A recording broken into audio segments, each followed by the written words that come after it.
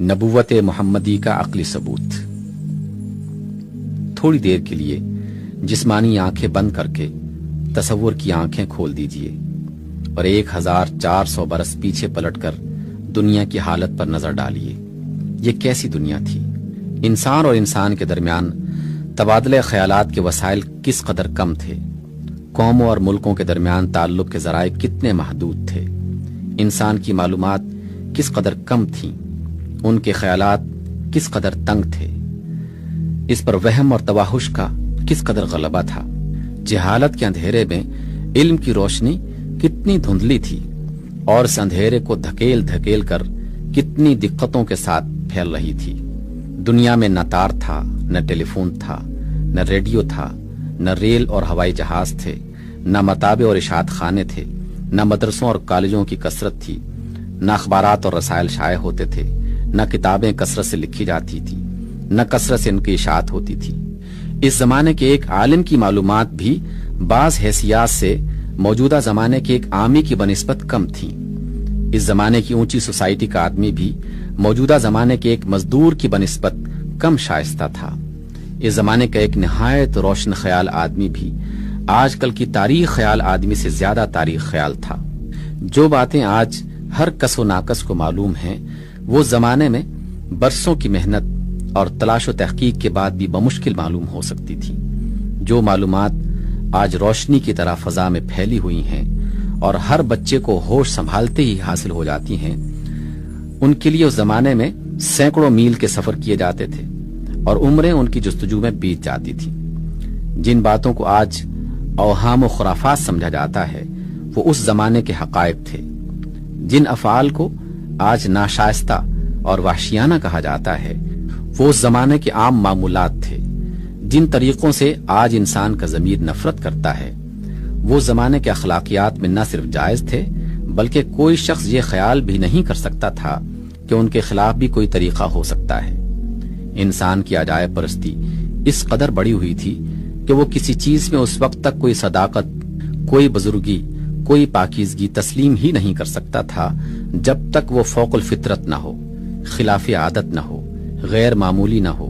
حتیٰ کہ انسان اپنے آپ کو خود اس قدر ذلیل سمجھتا تھا کہ کسی انسان کا خدا رسیدہ ہونا اور کسی خدا رسیدہ ہستی کا انسان ہونا اس کے تصور کی رسائی سے بہت دور تھا۔ اس تاریک دور میں زمین کا ایک گوشہ ایسا تھا جہاں تاریکی کا تسلط اور بھی زیادہ بڑا ہوا تھا۔ جو ممالک اس زمانے کے معیار تمدن کے لحاظ سے متمدن تھے، ان کے درمیان عرب کا ملک سب سے الگ تھلگ پڑا ہوا تھا، اور اس کے ارد گرد ایران، روم اور مصر کے ملکوں میں علوم و فنون اور تہذیب و شائستگی کی کچھ روشنی پائی جاتی تھی، مگر ریت کے بڑے بڑے سمندروں نے عرب کو اس سے جدا کر رکھا تھا۔ عرب سوداگر اونٹوں پر مہینوں کی راہ طے کر کے ان ملکوں میں تجارت کے لیے جاتے اور صرف اموال کا مبادلہ کر کے واپس آ جاتے۔ علم و تہذیب کی کوئی روشنی ان کے ساتھ نہ آتی تھی۔ ان کے ملک میں نہ کوئی مدرسہ تھا، نہ کتب خانہ تھا، نہ لوگوں میں تعلیم کا چرچا تھا، نہ علوم و فنون سے کوئی دلچسپی تھی۔ تمام ملک میں گنتی کے چند آدمی تھے جنہیں کچھ لکھنا پڑھنا آتا تھا، مگر وہ بھی اتنا نہیں کہ اس زمانے کے علوم و فنون سے آشنا ہوتے۔ ان کے پاس ایک اعلیٰ درجہ کی باقاعدہ زبان ضرور تھی، جن میں بلند خیالات کو ادا کرنے کی غیر معمولی صلاحیت تھی۔ ان میں بہترین ادبی مذاق بھی موجود تھا، مگر ان کے لٹریچر کے جو کچھ باقیات ہم تک پہنچے ہیں، ان کو دیکھنے سے معلوم ہوتا ہے کہ ان کی معلومات کس قدر محدود تھی۔ تہذیب و تمدن میں ان کا درجہ کس قدر پست تھا، ان پر اوہام کا کس قدر غلبہ تھا، ان کے خیالات اور ان کی عادات میں کتنی جہالت اور وحشت تھی، ان کے اخلاقی تصورات کتنے بھدے تھے۔ وہاں کوئی باقاعدہ حکومت نہ تھی، کوئی ضابطہ اور قانون نہ تھا، ہر قبیلہ اپنی جگہ خود مختار تھا اور صرف جنگل کے قانون کی پیروی کی جاتی تھی۔ جس کا جس پر بس چلتا اسے مار ڈالتا اور اس کے مال پر قابض ہو جاتا۔ یہ بات ایک عرب بدوی کے فہم سے بالاتر تھی کہ جو شخص اس کے قبیلے کا نہیں، وہ اسے کیوں نہ مار ڈالے اور اس کے مال پر کیوں نہ متصرف ہو جائے۔ اخلاق اور تہذیب و شائستگی کے جو کچھ بھی تصورات ان لوگوں میں تھے، وہ نہایت ادنا اور سخت ناتراشیدہ تھے۔ پاک اور ناپاک، جائز اور ناجائز، شائستہ اور ناشائستہ کی تمیز سے وہ تقریباً ناآشنا تھے۔ ان کی زندگی نہایت گندی تھی، ان کے طریقے وحشیانہ تھے۔ زنا، جوا، شراب، چوری، رہزنی اور قتل و خون ریزی ان کی زندگی کے معمولات تھے۔ وہ ایک دوسرے کے سامنے بے تکلف برہنہ ہو جاتے۔ ان کی عورتیں تک ننگی ہو کر کعبہ کا طواف کرتی تھیں۔ وہ اپنی لڑکیوں کو اپنے ہاتھ سے زندہ دفن کر دیتے تھے، محض اس جاہلانہ خیال کی بنا پر کہ کوئی ان کا داماد نہ بنے۔ وہ اپنے باپوں کے مرنے کے بعد اپنی سوتیلی ماؤں سے نکاح کر لیتے۔ انہیں کھانے اور لباس اور طہارت کے معمولی آداب تک معلوم نہ تھے۔ مذہب کے باب میں وہ ان تمام جہالتوں اور ضلالتوں کے حصے دار تھے جس میں اس زمانے کی تمام دنیا مبتلا تھی۔ بت پرستی، ارواح پرستی، کواکب پرستی، غرض ایک خدا کی پرستش کے سوا اس وقت دنیا میں جتنی پرستیاں پائی جاتی تھیں وہ سب ان میں رائج تھیں۔ انبیاء قدیم اور ان کی تعلیمات کے متعلق کوئی صحیح علم ان کے پاس نہ تھا۔ وہ اتنا ضرور جانتے تھے کہ ابراہیم علیہ السلام اور اسماعیل علیہ السلام ان کے باپ ہیں، مگر یہ نہ جانتے تھے کہ ان دونوں باپ بیٹوں کا دین کیا تھا، وہ کس کی عبادت کرتے تھے۔ عاد اور سمود کے قصے بھی ان میں مشہور تھے، مگر ان کی جو روایتیں عرب کے مورخین نے نقل کی ہیں ان کو پڑھ جائیے، کہیں آپ کو صالح علیہ السلام اور ہود علیہ السلام کی تعلیمات کا نشان تک نہ ملے گا۔ ان کو یہودیوں اور عیسائیوں کے واسطے سے انبیاء بنی اسرائیل کی کہانیاں بھی پہنچی تھیں، مگر وہ جیسی کچھ تھیں ان کا اندازہ کرنے کے لیے صرف ایک نظر ان اسرائیلی روایات پر ڈال لینا کافی ہے جو مفسرین اسلام نے نقل کی ہیں۔ آپ کو معلوم ہو جائے گا کہ اہل عرب اور خود بنی اسرائیل جن انبیاء سے واقف تھے وہ کیسے انسان تھے، اور نبوت کے متعلق ان لوگوں کا تصور کس قدر گھٹیا درجے کا تھا۔ ایسے زمانے میں، ایسے ملک میں ایک شخص پیدا ہوتا ہے، بچپن ہی میں ماں باپ اور دادا کا سایہ اس کے سر سے اٹھ جاتا ہے۔ اس لیے اس گئی گزری حالت میں ایک عرب بچے کو جو تھوڑی بہت تربیت مل سکتی تھی وہ بھی اس کو نہیں ملتی۔ ہوش سنبھالتا ہے تو بدوی لڑکوں کے ساتھ بکریاں چرانے لگتا ہے، جوان ہوتا ہے تو سوداگری میں لگ جاتا ہے۔ اٹھنا بیٹھنا، ملنا جلنا سب کچھ انہی عربوں کے ساتھ ہے جن کا حال آپ نے دیکھ لیا۔ تعلیم کا نام تک نہیں، حتیٰ کہ پڑھنا لکھنا تک نہیں آتا۔ کسی عالم کی صحبت میسر نہ ہوئی کہ عالم کا وجود اس وقت تمام عرب میں کہیں تھا ہی نہیں۔ چند مرتبہ اسے عرب سے باہر قدم نکالنے کا اتفاق ضرور ہوا، مگر یہ سفر صرف شام کے علاقے تک تھا، اور ویسے ہی تجارتی سفر تھے جیسے اس زمانے میں عرب کے تجارتی قافلے کیا کرتے تھے۔ بالفرض اگر ان اسفار کے دوران میں اس نے کچھ آثار علم و تہذیب کا مشاہدہ کیا اور کچھ اہل علم سے ملاقات کے اتفاق بھی ہوا، تو ظاہر ہے کہ ایسے منتشر مشاہدات اور ایسی ہنگامی ملاقاتوں سے کسی انسان کی سیرت نہیں بن جاتی۔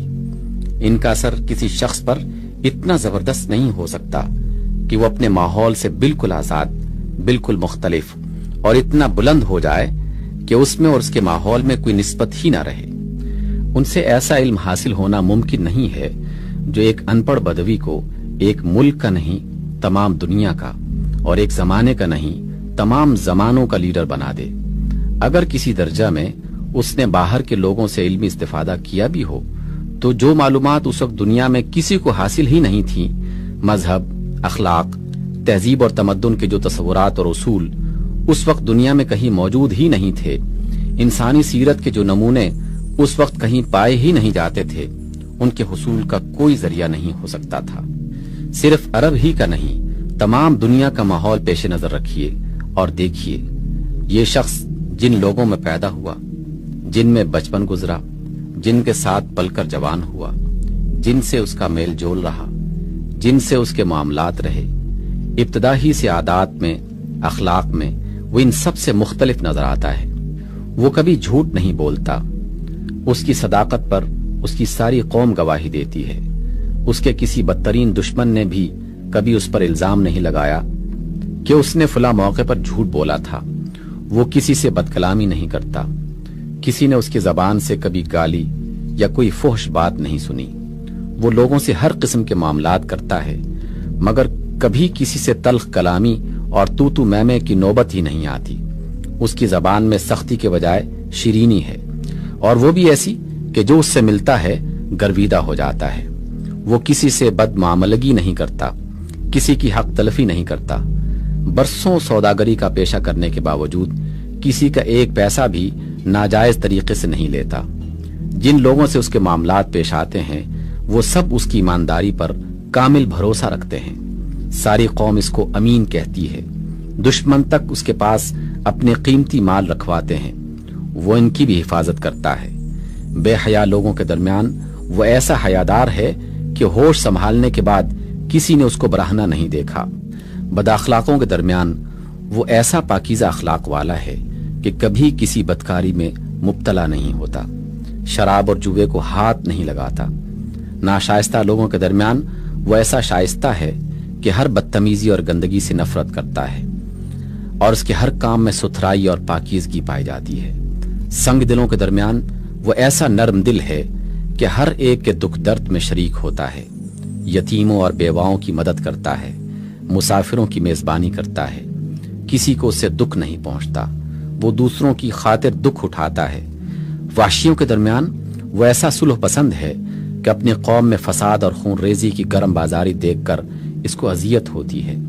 وہ اپنے قبیلے کی لڑائیوں سے دامن بچاتا ہے اور مصالحت کی کوشش میں پیش رہتا ہے۔ بت پرستوں کے درمیان وہ ایسا سلیم الفطرت اور صحیح العقل ہے کہ زمین و آسمان میں کوئی چیز اسے پوجنے کے لائق نظر نہیں آتی، کسی مخلوق کے آگے اس کا سر نہیں جھکتا، بتوں کے چڑھاوے کا کھانا بھی وہ قبول نہیں کرتا، اس کا دل خود بخود شرک اور مخلوق پرستی سے نفرت کرتا ہے۔ اس ماحول میں یہ شخص ایسا ممتاز نظر آتا ہے جیسے گھٹا ٹوپ اندھیرے میں ایک شمع روشن ہے یا پتھروں کے ڈھیر میں ایک ہیرا چمک رہا ہے۔ تقریباً 40 برس تک ایسی پاک صاف شریفانہ زندگی بسر کرنے کے بعد اس کی زندگی میں ایک انقلاب شروع ہوتا ہے۔ وہ اس تاریکی سے گھبرا اٹھتا ہے جو اس کو ہر طرف سے محیط نظر آتی ہے۔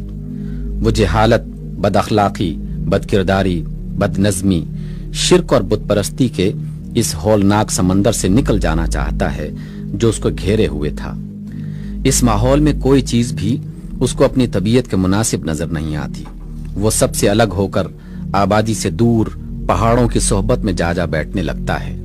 تنہائی اور سکون کے عالم میں کئی دن گزارتا ہے، روزے رکھ کر اپنی روح اور اپنے دل و دماغ کو اور زیادہ پاک صاف کرتا ہے، سوچتا ہے، غور و فکر کرتا ہے، کوئی ایسی روشنی ڈھونڈتا ہے جس سے وہ اس چاروں طرف چھائی ہوئی تاریکی کو دور کر دے، ایسی طاقت حاصل کرنا چاہتا ہے جس سے اس بگڑی ہوئی دنیا کو توڑ پھوڑ کر پھر سے سنوار دے۔ یکایک اس کی حالت میں ایک عظیم الشان تغیر رونما ہوتا ہے۔ ایک دم سے اس کے دل میں وہ روشنی آ جاتی ہے جو پہلے اس میں نہ تھی۔ اچانک اس کے اندر وہ طاقت بھر جاتی ہے جس سے وہ اس وقت تک خالی تھا۔ وہ غار کی تنہائی سے نکل آتا ہے، اپنی قوم کے پاس آتا ہے، اس سے کہتا ہے کہ یہ بت جن کے آگے تم جھکتے ہو یہ سب بے حقیقت چیزیں ہیں، انہیں چھوڑ دو۔ کوئی انسان، کوئی درخت، کوئی پتھر، کوئی روح، کوئی سیارہ اس قابل نہیں کہ تم اس کے آگے سر جھکاؤ۔ اس کی بندگی و عبادت کرو اور اس کی فرما برداری اور اطاعت کرو۔ یہ زمین، یہ چاند، یہ سورج، یہ ستارے، یہ زمین اور آسمان کی ساری چیزیں ایک خدا کی مخلوق ہیں، وہی تمہارا اور ان سب کا پیدا کرنے والا ہے۔ اسی کی بندگی کرو، اسی کا حکم مانو اور اسی کے آگے سر جھکاؤ۔ یہ چوری، یہ لوٹ مار، یہ قتل و غارت، یہ ظلم و ستم، یہ بدکاریاں جو تم کرتے ہو سب گناہ ہیں، انہیں چھوڑ دو، خدا انہیں پسند نہیں کرتا۔ سچ بولو، انصاف کرو، نہ کسی کی جان لو، نہ کسی کا مال چھینو، جو کچھ لو حق کے ساتھ لو اور جو کچھ دو حق کے ساتھ دو۔ تم سب انسان ہو اور انسان سب برابر ہیں، نہ کوئی ذلت کا داغ لے کر پیدا ہوا اور نہ کوئی عزت کا تمغہ لے کر دنیا میں آیا۔ بزرگی اور شرف نسل اور نسب میں نہیں، صرف خدا پرستی اور نیکی اور پاکیزگی میں ہے۔ جو خدا سے ڈرتا ہے اور نیک اور پاک ہے وہی اعلیٰ درجہ کے انسان ہے، اور جو ایسا نہیں وہ کچھ نہیں۔ مرنے کے بعد تم سب کو اپنے خدا کے پاس حاضر ہونا ہے۔ تم میں سے ہر شخص اپنے اعمال کے لیے خدا کے سامنے جواب دہ ہے، اس خدا کے سامنے جو سب کچھ دیکھتا جانتا ہے۔ تم کوئی چیز اس سے نہیں چھپا سکتے۔ تمہاری زندگی کا کارنامہ اس کے سامنے بے کم و کاست پیش ہوگا۔ وہ اسی کارنامے کے لحاظ سے وہ تمہارے انجام کا فیصلہ کرے گا۔ اس عادل حقیقی کے ہاں نہ کوئی سفارش کام آئے گی، نہ رشوت چلے گی، نہ کسی کا نسب پوچھا جائے گا۔ وہاں صرف ایمان اور نیک عمل کی پوچھ ہوگی۔ جس کے پاس یہ سامان ہوگا وہ جنت میں جائے گا، اور جس کے پاس ان میں سے کچھ بھی نہ ہوگا وہ نامراد اور دوزخ میں ڈالا جائے گا۔ یہ تھا وہ پیغام جسے لے کر وہ غار سے نکلا۔ جاہل قوم اس کی دشمن ہو جاتی ہے، گالیاں دیتی ہے، پتھر مارتی ہے، ایک دن دو دن نہیں، اکٹھے 13 برس تک اس پر سخت سے سخت ظلم توڑتی ہے، یہاں تک کہ اسے وطن سے نکال باہر کرتی ہے۔ پھر نکالنے پر بھی دم نہیں لیتی، جہاں وہ جا کر پناہ لیتا ہے وہاں بھی اسے ہر طرح ستاتی ہے، تمام عرب کو اس کے خلاف ابھار دیتی ہے، اور کامل 8 برس اس کے خلاف برسرے پیکار رہتی ہے۔ وہ ان سب تکلیفوں کو سہتا ہے مگر اپنی بات سے نہیں ٹلتا۔ یہ قوم اس کی دشمن کیوں ہوئی؟ کیا زر اور زمین کا کوئی جھگڑا تھا؟ کیا خون کا کوئی دعوت تھا؟ کیا وہ ان سے دنیا کی کوئی چیز مانگ رہا تھا؟ نہیں، ساری دشمنی صرف اسی بات پر تھی کہ وہ ایک خدا کی بندگی اور پرہیزگاری اور نیکوکاری کی تعلیم کیوں دیتا ہے، بت پرستی اور شرک اور بدعملی کے خلاف تبلیغ کیوں کرتا ہے، پجاریوں اور پروہتوں کی پیشوائی پر کیوں ضرب لگاتا ہے، سرداروں کی سرداری کا طلسم کیوں توڑتا ہے، انسان اور انسان کے درمیان سے اونچ نیچ کا فرق کیوں مٹانا چاہتا ہے، قبائلی اور نسلی تعصبات کو جاہلیت کیوں قرار دیتا ہے، زمانے قدیم سے سوسائٹی کا جو نظام بندھا چلا رہا ہے اسے کیوں توڑنا چاہتا ہے۔ قوم کہتی تھی کہ یہ سب باتیں جو تو کہہ رہا ہے یہ سب خاندانی روایات اور قومی طریقے کے خلاف ہیں، تو ان کو چھوڑ دے ورنہ ہم تیرا جینا مشکل کر دیں گے۔ اچھا، تو اس شخص نے یہ تکلیفیں کیوں اٹھائیں؟ قوم اس کو بادشاہی دینے پر آمادہ تھی، دولت کے ڈھیر اس کے قدموں میں ڈالنے کو تیار تھی، بشرطے کہ وہ اپنی اس تعلیم سے باز آ جائے، مگر اس نے ان سب کو ٹھکرا دیا اور اپنی تعلیم کی خاطر پتھر کھانا اور ظلم سہنا قبول کیا۔ یہ آخر کیوں؟ کیا ان کے خدا پرست اور نیکوکار بن جانے میں اس کا کوئی ذاتی فائدہ تھا؟ کیا کوئی ایسا فائدہ تھا جس میں ریاست اور امارت اور دولت اور عیش کے سارے لالچ بھی ناقابل التفات تھے؟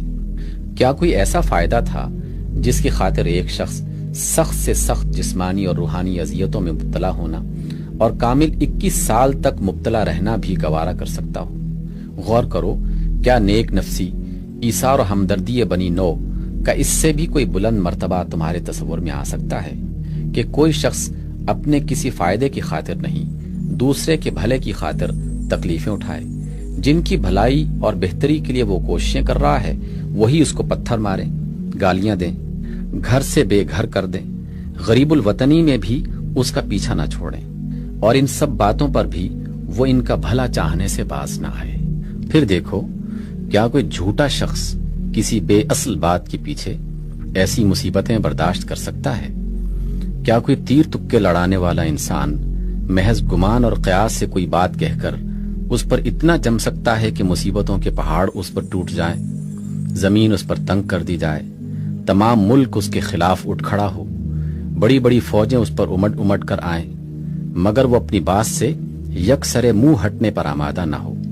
یہ استقامت، یہ عزم، یہ ثبات خود گواہی دے رہا ہے کہ اس کو اپنی صداقت پر یقین اور کامل یقین تھا۔ اگر اس کے دل میں شک اور شبہ کا ادنا شائبہ بھی ہوتا تو وہ مسلسل 21 سال تک مصائب کے ان پے در پے طوفانوں کے مقابلے میں کبھی نہ ٹھہر سکتا۔ یہ تو اس شخص کے انقلاب حال کا ایک پہلو تھا۔ دوسرا پہلو اس سے بھی زیادہ حیرت انگیز ہے۔ 40 برس کی عمر تک وہ ایک عرب تھا، عام عربوں کی طرح۔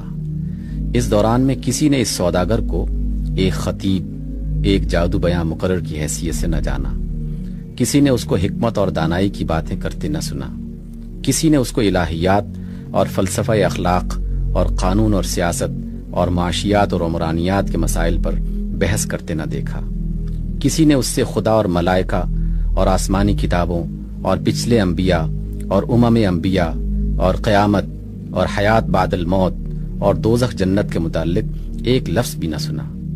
وہ پاکیزہ اخلاق، شائستہ اور بہترین سیرت تو ضرور رکھتا تھا، مگر 40 برس کی عمر کو پہنچنے تک اس کی ذات میں کوئی بھی غیر معمولی بات نہ پائی گئی جس سے لوگ متوقع ہوتے کہ یہ شخص اب کچھ بننے والا ہے۔ اس وقت تک جاننے والے اس کو محض ایک خاموش، امن پسند اور نہایت شریف انسان کی حیثیت سے جانتے تھے۔ 40 برس کے بعد جب وہ اپنے غار سے ایک نیا پیغام لے کر نکلا تو یکلخت اس کی کایا ہی پلٹی ہوئی تھی۔ اب وہ ایک حیرت انگیز کلام سنا رہا تھا جس کو سن کر سارا عرب مبہوت ہو گیا۔ اس کلام کی شدت تاثیر کا یہ حال تھا کہ اس کے کٹر دشمن بھی اس کو سنتے ہوئے ڈرتے تھے کہ کہیں یہ دل میں نہ اتر جائے۔ اس کی فصاحت و بلاغت اور زور بیان کا یہ عالم تھا کہ تمام قوم عرب کو، جس میں بڑے بڑے شاعر، خطیب اور زبان آوری کے مدعی موجود تھے، اس نے چیلنج دے دیا اور بار بار چیلنج دیا کہ تم سب مل کر ایک ہی صورت اس کے مانند بنا لاؤ، مگر کوئی اس کے مقابلے کی جرت نہ کر سکا۔ ایسا بے مثل کلام کبھی عرب کے کانوں نے سنا ہی نہیں تھا۔ اب یکا یک وہ ایک بے مثل حکیم، ایک لاجواب مصلح اخلاق و تمدن، ایک حیرت انگیز ماہر سیاست، ایک زبردست مقنن، ایک اعلیٰ درجے کا جج، ایک بے نظیر سپہ سالار بن کر ظاہر ہوا۔ اس ان پڑھ صحرا نشین نے حکمت اور دانائی کی وہ باتیں کہنا شروع کر دی جو نہ اس سے پہلے کسی نے کہی تھی، نہ اس کے بعد کوئی کہہ سکا۔ وہ امی الہیات کے عظیم الشان مسائل پر فیصلہ کن تقریریں کرنے لگا، تاریخی اقوام سے عروج و زوال امم کے فلسفے پر لیکچر دینے لگا، پرانے مصلحین کے کارناموں پر تبصرے اور مذاہب عالم پر تنقید اور اختلافات اقوام کے فیصلے کرنے لگا، اخلاق اور تہذیب اور شائستگی کا درس دینے لگا۔ اس نے معاشرت اور معیشت اور اجتماعی معاملات اور بین الاقوامی تعلقات کے متعلق قوانین بنانا شروع کر دیے، اور ایسے قوانین بنائے کہ بڑے بڑے علماء اور عقلاء غور و خوض اور عمر بھر کے تجربات کے بعد بمشکل ان کی حکمتوں کو سمجھ سکتے ہیں، اور دنیا کے تجربات جتنے بڑھتے چلے جاتے ہیں ان کی حکمتیں اور زیادہ کھلتی چلی جاتی ہیں۔ وہ خاموش پرامن سوداگر کہ جس نے تمام عمر کبھی تلوار نہ چلائی تھی، کبھی کوئی فوجی تربیت نہ پائی تھی، حتیٰ کہ جو عمر بھر میں صرف ایک مرتبہ ایک لڑائی میں محض ایک تماشائی کی حیثیت سے شریک ہوا تھا، دیکھتے دیکھتے وہ ایک ایسا بہادر سپاہی بن گیا کہ جس کا قدم سخت سخت مارکوں میں بھی اپنے مقام سے 1 انچ نہ ہٹا، ایسا زبردست جنرل بن گیا کہ جس نے 9 سال کے اندر تمام ملک عرب کو فتح کر لیا، ایسا حیرت انگیز ملٹری لیڈر بن گیا کہ اس کی پیدا کی ہوئی فوج، تنظیم اور جنگی روح کے اثر سے بے سر و سامان عربوں نے چند سالوں میں دنیا کی 2 عظیم الشان فوجی طاقتوں کو الٹ کر رکھ دیا۔ وہ الگ تھلگ رہنے والا سکون پسند انسان جس کے اندر کسی نے 40 برس تک سیاسی دلچسپی کی بو بھی نہ پائی تھی، یکا یک اتنا زبردست ریفارمر اور مدبر بن کر ظاہر ہوا کہ 23 سال کے اندر اس نے 12 لاکھ مربع میل میں پھیلے ہوئے ریگستان کے منتشر، جنگجو، جاہل، سرکش، غیر متمدن اور ہمیشہ آپس میں لڑنے والے قبائل کو ریل اور تار اور ریڈیو اور پریس کی مدد کے بغیر ایک مذہب، ایک تہذیب، ایک قانون اور ایک نظام حکومت کا تابع بنا دیا۔ اس نے ان کے خیالات بدل دیے، ان کے خصائل بدل دیے، ان کے اخلاق بدل دیے، ان کی ناشائستگی کو اعلیٰ درجہ کی شائستگی میں، ان کی وحشت کو بہترین مدنیت میں، ان کی بدکرداری اور بد اخلاقی کو صلاح و تقوی اور مکارم اخلاق میں، ان کی سرکشی اور انارکی کو انتہا درجہ کی پابندی قانون اور اطاعت امر میں تبدیل کر دیا۔ اس بانج قوم کو جس کی گود میں صدیوں سے کوئی ایک بھی قابل ذکر انسان پیدا نہ ہوا تھا، اس نے ایسا مردم خیز بنایا کہ اس میں ہزار در ہزار عظیم رجال اٹھ کھڑے ہوئے اور دنیا کو دین اور اخلاق اور تہذیب کا درس دینے کے لیے 4 دانگے عالم میں پھیل گئے۔ اور یہ کام اس نے ظلم اور جبر، دغا اور فریب سے انجام نہیں دیا، بلکہ دل موہ لینے والے اخلاق اور روحوں کو مسخر کر لینے والی شرافت اور دماغوں پر قبضہ کر لینے والی تعلیم سے انجام دیا۔ اس نے اپنے اخلاق سے دشمنوں کو دوست بنایا، رحم اور شفقت سے دلوں کو موم کیا، عدل اور انصاف سے حکومت کی، حق اور صداقت سے کبھی یک سر منہ انحراف نہ کیا، جنگ میں بھی کسی سے بدعہدی اور دغا نہ کی، اپنے بدترین دشمنوں پر بھی ظلم نہ کیا، جو اس کے خون کے پیاسے تھے، جنہوں نے اس کو پتھر مارے تھے، اس کو وطن سے نکالا تھا، اس کے خلاف تمام عرب کو کھڑا کر دیا تھا، حتیٰ کہ جنہوں نے جوش عداوت میں اس کے چچا کا کلیجہ تک نکال کر چبا ڈالا تھا، ان کو بھی اس نے فتح پا کر بخش دیا۔ اپنی ذات کے لیے کبھی اس نے کسی سے بدلہ نہ لیا۔ ان سب باتوں کے ساتھ اس کے ضبط نفس بلکہ بے نفسی کا یہ عالم تھا کہ جب وہ تمام ملک کا بادشاہ ہو گیا تو اس وقت بھی وہ جیسا فقیر پہلے تھا ویسا ہی فقیر رہا۔ پھونس کے چھپر میں رہتا تھا، بوریے پہ سوتا تھا، موٹا جھوٹا پہنتا تھا، غریبوں کی سی غذا کھاتا تھا، غریبوں اور مصیبت زدوں کی خدمت کرتا تھا، ایک مزدور کی طرح کام کرنے میں بھی اسے تأمل نہ تھا۔ آخر وقت تک اس کے اندر شاہانہ تمکنت اور امیرانہ ترفع اور بڑے آدمیوں کے ایسے تکبر کی ذرا سی بھی بو پیدا نہ ہوئی تھی۔ وہ ایک عام آدمی کی طرح لوگوں سے ملتا تھا، ان کے دکھ درد میں شریک ہوتا تھا، عوام کے درمیان اس طرح بیٹھتا تھا کہ اجنبی آدمی کو یہ معلوم کرنا مشکل ہوتا تھا کہ اس محفل میں قوم کا سردار اور ملک کا بادشاہ کون ہے۔ اتنا بڑا آدمی ہونے کے باوجود چھوٹے سے چھوٹے آدمی کے ساتھ بھی ایسا برتاؤ کرتا تھا کہ گویا وہ اسی جیسا ایک انسان ہے۔ تمام عمر کی جد و جہد میں اس نے اپنی ذات کے لیے کچھ بھی نہ چھوڑا، اپنا پورا ترکہ اپنی قوم پر وقف کر دیا۔ اپنے پیرووں پر اس نے اپنے یا اپنی اولاد کے لیے کچھ بھی حقوق قائم نہ کیے، حتیٰ کہ اپنی اولاد کو زکوٰۃ لینے کے حق سے بھی محروم کر دیا، محض اس خوف سے کہ کہیں آگے چل کر اس کے پیرو اس کی اولاد ہی کو ساری زکوٰۃ نہ دینے لگ جائیں۔ ابھی اس عظیم الشان آدمی کے کمالات کی فہرست ختم نہیں ہوئی۔ اس کے مرتبے کا صحیح اندازہ کرنے کے لیے آپ کو تاریخ عالم میں بحیثیت مجموعی ایک نظر ڈالنی چاہیے۔ آپ دیکھیں گے کہ صحرائے عرب کا یہ ان پڑھ بادیہ نشین جو 1400 برس پہلے ایک تاریک دور میں پیدا ہوا تھا، دراصل دور جدید کا بانی اور تمام دنیا کا لیڈر ہے۔ وہ نہ صرف ان کا لیڈر ہے جو اسے لیڈر مانتے ہیں، بلکہ ان کا بھی لیڈر ہے جو اسے نہیں مانتے۔ ان کو اس امر کا احساس تک نہیں کہ جس کے خلاف وہ زبان کھولتے ہیں اس کی رہنمائی کس طرح ان کے خیالات میں، ان کے اصول حیات اور قوانین عمل میں اور ان کے عصر جدید کی روح میں پیوست ہو گئی ہے۔ یہی شخص ہے جس نے دنیا کے تصورات کا رخ وہمیت اور عجائب پرستی اور رہبانیت کی طرف سے ہٹا کر عقلیت اور حقیقت پسندی اور متقیانہ دنیا داری کی طرف پھیر دیا۔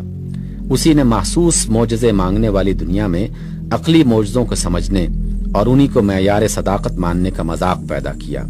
اسی نے خرقی عادات میں خدا کی خدائی کی آثار ڈھونڈنے والوں کی آنکھیں کھولیں اور انہیں آثار فطرت، نیچرل فینامنا میں خدا کی نشانیاں دیکھنے کا خوگر بنایا۔ اسی نے خیالی گھوڑے دوڑانے والوں کو قیاس آرائی، اسپیکولیشن سے ہٹا کر تعقل اور تفکر اور مشاہدہ اور تحقیق کے راستے پر لگایا۔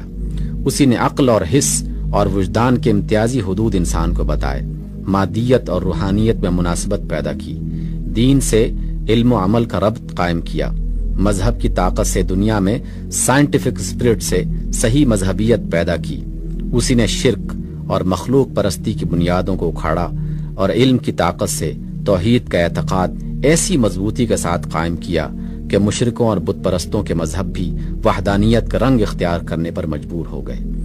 اسی نے اخلاق اور روحانیت کی بنیادی تصورات کو بدلا۔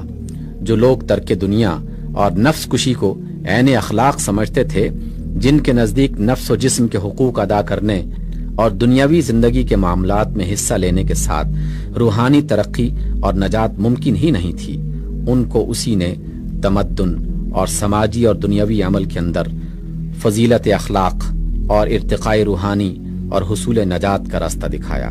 پھر وہی ہے جس نے انسان کو اس کی حقیقی قدر و قیمت سے آگاہ کیا۔ جو لوگ بھگوان اور اوتار اور ابن اللہ کے سوا کسی کو ہادی و رہنما تسلیم کرنے پر تیار نہ تھے، ان کو اسی نے بتایا کہ انسان اور تمہارے جیسے انسان آسمانی بادشاہت کا نمائندہ اور خداوند عالم کا خلیفہ ہو سکتا ہے۔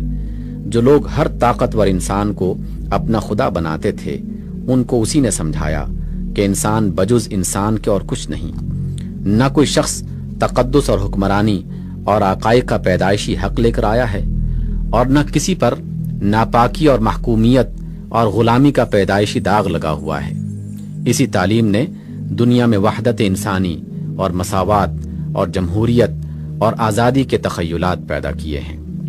تصورات سے آگے بڑھیے، آپ کو اس امی کی لیڈرشپ کے عملی نتائج دنیا کے قوانین اور طریقہ اور معاملات میں اس کثرت سے نظر آئیں گے کہ ان کا شمار مشکل ہو جائے گا۔ اخلاق اور تہذیب، شائستگی اور طہارت و نظافت کے کتنے ہی اصول ہیں جو اس کی تعلیم سے نکل کر تمام دنیا میں پھیل گئے ہیں۔ معاشرت کے جو قوانین اس نے بنائے تھے، دنیا نے کس قدر اس کی خوشہ چینی کی اور اب تک کیے جا رہی ہے۔ معاشیات کے جو اصول اس نے سکھائے تھے، ان سے دنیا میں کتنی تحریکیں پیدا ہوئیں اور اب تک پیدا ہوئے جا رہی ہیں۔ حکومت کے جو طریقے اس نے اختیار کیے تھے، ان سے دنیا کے سیاسی نظریات میں کتنے انقلاب برپا ہوئے اور ہو رہے ہیں۔ عدل اور قانون کے جو اصول اس نے وضع کیے تھے، انہوں نے دنیا کے عدالتی نظامات اور قانونی افکار کو کس قدر متاثر کیا، اور اب تک ان کی تاثیر خاموشی کے ساتھ جاری ہے۔ جنگ اور صلح اور بین الاقوامی تعلقات کی تہذیب جس شخص نے عملاً دنیا میں قائم کی، وہ دراصل یہی عرب کا امی ہے، ورنہ پہلے دنیا اس سے ناواقف تھی کہ جنگ کی بھی کوئی تہذیب ہو سکتی ہے، اور مختلف قوموں میں مشترک انسانیت کی بنیاد پر بھی معاملات ہونے ممکن ہیں۔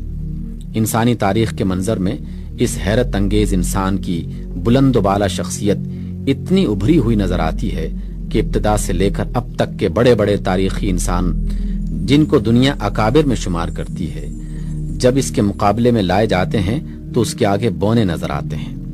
دنیا کے اکابر میں سے کوئی بھی ایسا نہیں ہے جس کے کمال کی چمک دمک انسانی زندگی کے ایک دو شعبوں سے آگے بڑھ سکی ہو۔ کوئی نظریات کا بادشاہ ہے مگر عملی قوت نہیں رکھتا، کوئی عمل کا پتلا ہے مگر فکر میں کمزور ہے، کسی کے کمالات سیاسی تدبیر تک محدود ہیں، کوئی محض فوجی ذہانت کا مظہر ہے، کسی کی نظر اجتماعی زندگی کے ایک پہلو پر اتنی زیادہ گہری ہے کہ دوسرے پہلو اوجھل ہو گئے ہیں، کسی نے اخلاق اور روحانیت کو لیا تو معیشت و سیاست کو بھلا دیا، کسی نے معیشت و سیاست کو لیا تو اخلاق و روحانیت کو نظر انداز کر دیا۔ غرض تاریخ میں ہر طرف یک رخ ہیرو ہی نظر آتے ہیں، مگر تنہا یہی ایک شخصیت ہے کہ جس میں تمام کمالات جمع ہیں۔ وہ خود ہی فلسفی اور حکیم بھی ہے، اور خود ہی اپنے فلسفے کو عملی زندگی میں نافذ کرنے والا بھی۔ وہ سیاسی مدبر بھی ہے، واضح قانون بھی ہے، معلم اخلاق بھی ہے، مذہبی اور روحانی پیشوا بھی ہے۔ اس کی نظر انسان کی پوری زندگی پر پھیلتی ہے اور چھوٹے سے چھوٹے تفصیلات تک چلے جاتی ہے۔ کھانے اور پینے کے آداب اور جسم کی صفائی کے طریقوں سے لے کر بین الاقوامی تعلقات تک ایک ایک چیز کے متعلق وہ احکام اور ہدایات دیتا ہے۔ اپنے نظریات کے مطابق ایک مستقل تہذیب سویلائزیشن وجود میں لا کر دکھا دیتا ہے، اور زندگی کے تمام مختلف پہلوؤں میں ایسا صحیح توازن قائم کرتا ہے کہ افراط و تفریط کا کہیں نشان تک نظر نہیں آتا۔ کیا کوئی دوسرا شخص اس جامعیت کا تمہاری نظر میں ہے؟ دنیا کی بڑی بڑی تاریخی شخصیتوں میں سے کوئی ایک بھی ایسی نہیں جو کم و بیش اپنے ماحول کی پیدا کردہ نہ ہو، مگر اس شخص کی شان سب سے نرالی ہے۔ اس کے بنانے میں اس کے ماحول کا کوئی حصہ نظر نہیں آتا، اور نہ کسی دلیل سے یہ ثابت کیا جا سکتا ہے کہ عرب کا ماحول اس وقت تاریخی طور پر ایک ایسے انسان کی پیدائش کا مقتضی تھا۔ بہت کھینچ تان کر تم جو کچھ بھی کر سکتے ہو وہ اس سے زیادہ کچھ نہ ہوگا کہ تاریخی اسباب عرب میں ایک ایسے لیڈر کے ظہور کا تقاضا کرتے تھے جو قبائلی انتشار کو مٹا کر ایک قوم بناتا اور ممالک کو فتح کر کے عربوں کی معاشی فلاح و بہبود کا سامان کرتا، یعنی ایک نیشنلسٹ لیڈر جو اس وقت کی تمام عربی خصوصیات کا حامل ہوتا، ظلم، بے رحمی، خون ریزی اور مکر و دغا، غرض ہر ممکن تدبیر سے اپنی قوم کو خوشحال بناتا اور ایک سلطنت پیدا کر کے اپنے پسماندوں کے لیے چھوڑ دیتا۔ اس کے سوا اس وقت کی عربی تاریخ کا کوئی تقاضا تم ثابت نہیں کر سکتے۔ ہیگل کے فلسفہ تاریخ یا مارکس کی مادی تعبیر تاریخ کے نقطہ نظر سے تم حد سے حد یہی حکم لگا سکتے ہو کہ اس وقت اس ماحول میں ایک قوم اور ایک سلطنت بنانے والا ظاہر ہونا چاہیے تھا۔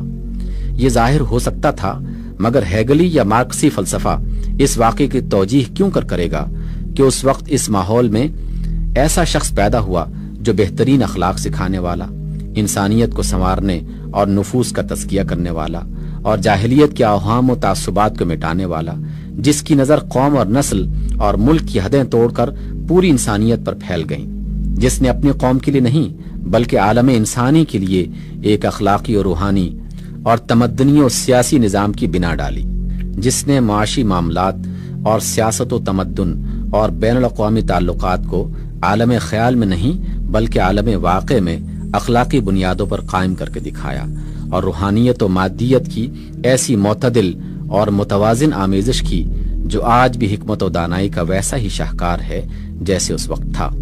کیا ایسے شخص کو تم عرب جاہلیت کے ماحول کی پیداوار کہہ سکتے ہو؟ یہی نہیں کہ وہ شخص اپنے ماحول کی پیداوار نظر نہیں آتا، بلکہ جب ہم اس کے کارنامے پر غور کرتے ہیں تو معلوم ہوتا ہے کہ زمان و مکان کی قیود سے آزاد ہے۔ اس کی نظر وقت اور حالات کی بندشوں کو توڑتی ہوئی صدیوں اور ہزاروں ملینیم کے پردوں کو چاک کرتی ہوئی آگے بڑھتی ہے۔